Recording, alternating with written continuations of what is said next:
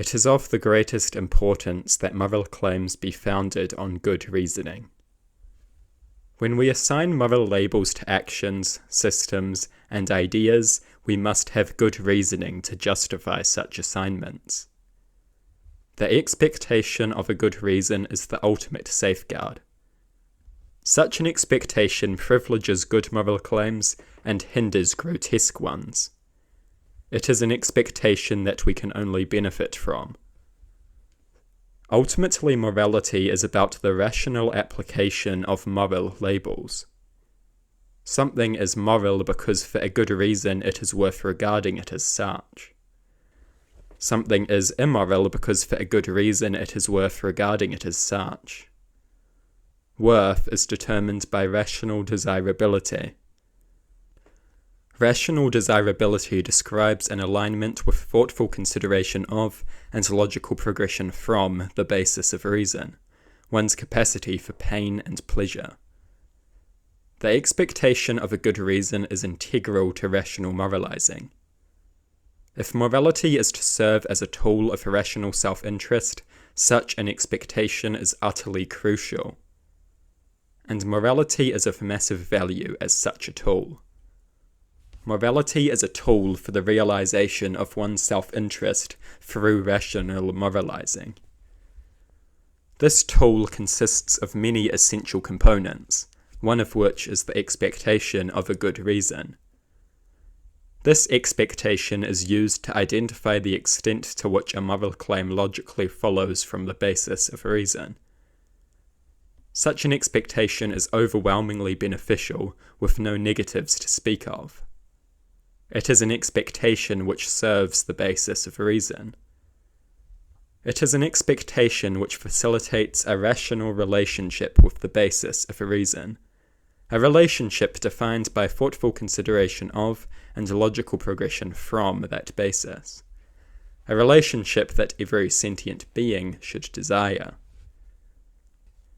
This is an expectation which we would be wise to strengthen and uphold. It serves us in the purest and most refined sense. It is essential to the realization of our interests as sentient beings. Yet so many seem determined to wage war on this expectation with their idiocy and their stupidity, with their complete and utter lack of a good reason, with their low-quality moralizing which cheapens the entire endeavor and undermines the expectation that is one of its core components. The divine command theorists, intuitionists, axiomatic arguers, the stupid moralizers broadly, I charge them with 4 crimes: undermining an incredibly valuable expectation, making a mockery of morality, establishing the worst of precedents, disconnecting morality from the basis of reason. These are serious charges. One could even say that they are good reasons for regarding such bad moralizing as itself immoral. Moralizing that lacks a good reason for its moral claims undermines and corrodes the expectation of a good reason. Such moralizing undermines and corrodes an incredibly important component of morality, the component that allows for rational moralizing. Furthermore, it makes a mockery of morality. It turns it into an irrational joke, a horrific display of stupidity and idiocy. It deprives morality of its seriousness and respectability. It transforms morality into an art of idiocy, as opposed to the tool of reason. Perhaps the most grotesque crime of them all is the precedent that is established by this rejection of the expectation of a good reason. The refusal to provide a strong justification establishes a standard that a strong justification is not required. This standard justifies everything. As soon as the expectation of a good reason dies, anything and everything becomes justified. If one's moral claims aren't expected to be founded on good reasoning, there is nothing to keep hideous moral claims in line. The most hideous and grotesque of moralists will rear their ugly heads without the expectation of a good reason to chase them back into their caves. They will wander out and into the light. At the heart of all of this lies a disconnect from the basis of reason. The expectation of a good reason is the expectation that one can justify their moral claim with a considered and logical appeal to the basis of reason. The moral systems that reject this expectation or engage with it poorly are exhibiting a disconnect from the basis of reason, a failure to grasp its importance. This is less its own flaw and more of an indicator of a larger flaw, namely a lack of awareness of the force that defines sentient existence. Such a condition is the most horrifying variety of ignorance. It is a condition that prevents the forging of a rational relationship with that basis. Why forge such a relationship? Because pain is undesirable and pleasure is desirable. This is the most fundamental reality of sentient existence.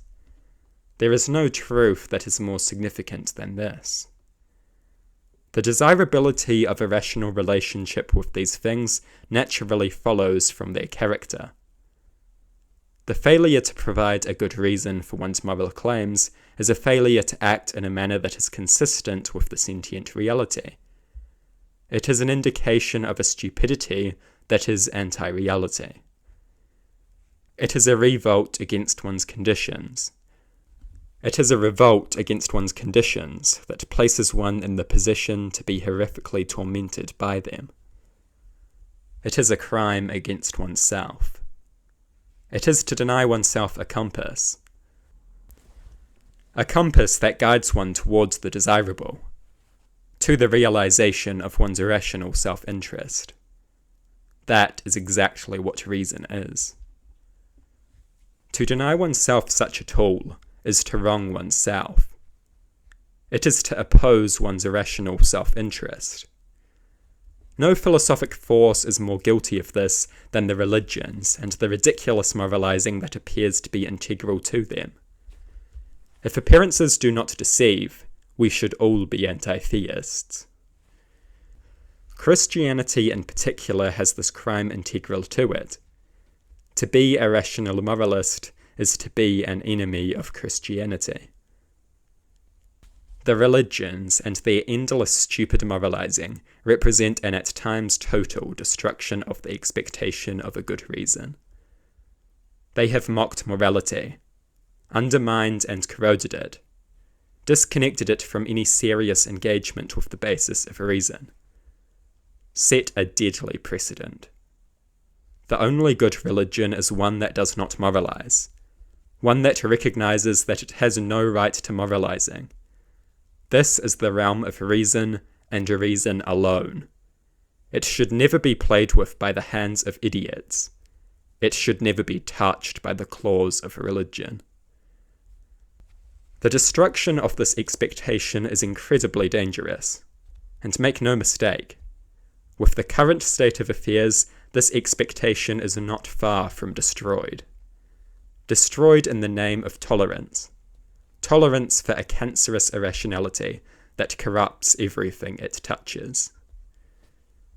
One demands that religion be tolerated. We should tolerate the religious, if only out of the civility required for a stable society and the empathy required for a compassionate world. But the religions should not be tolerated.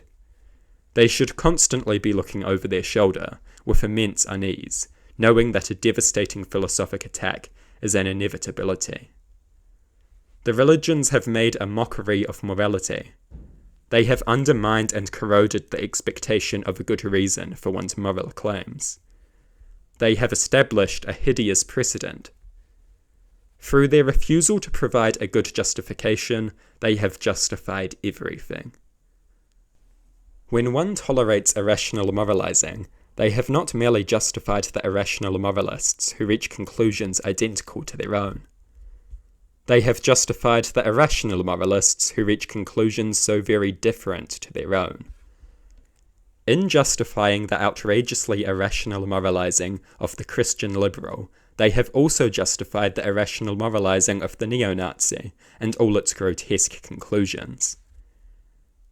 When you justify irrational moralizing, you are justifying all of its conclusions. Irrational moralizing can lead anywhere and everywhere. It is a broken compass. When you justify it, you justify all of its destinations.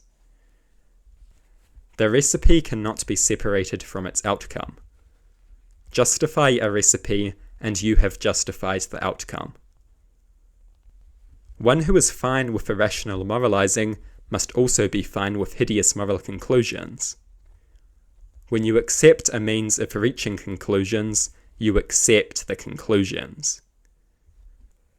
To believe the right things is not good enough. One must believe the right things for the right reasons. This expectation is the best safeguard against bad ideas. This expectation is the safeguard that privileges desirable conclusions and leads one away from undesirable ones. Bad moralizing that lacks a good reason, is its own special kind of immorality. Why? Because there is a good reason for regarding it as such. It undermines and corrodes an incredibly valuable expectation. It makes a mockery of morality with its idiocy and stupidity. It reduces a useful tool and serious concept to a joke. It sets a hideous precedent. It justifies everything with the low bar that it sets. And it represents an appalling disconnect from the basis of reason. It is an immorality. Evil is almost without exception rooted in idiocy. Irrationality is the father of evil. The illogical progression from the basis of reason is the ultimate threat to a rational relationship with it. We must reject the idiocy, irrationality, the pure stupidity that is the failure to support one's moral claims with a good reason, with a justification that indicates thoughtful consideration of and a logical progression from the basis of reason. The expectation of a good reason is a profoundly rational one. It is the only thing keeping the oh-so-valuable tool that is morality from becoming the domain of stupidity. The making of unreasoned moral claims, the unreasoned application of the moral label, reduces an incredibly valuable concept to a joke. It reduces a system of logic to a worthless husk of its former self. It transforms an expression of the rational will into nothing more than an expression of idiocy. It strips morality of its respectability, seriousness, and value. The unreasoned moral claim is a cancer that can be eradicated by one force and one force alone, namely the expectation of a good reason.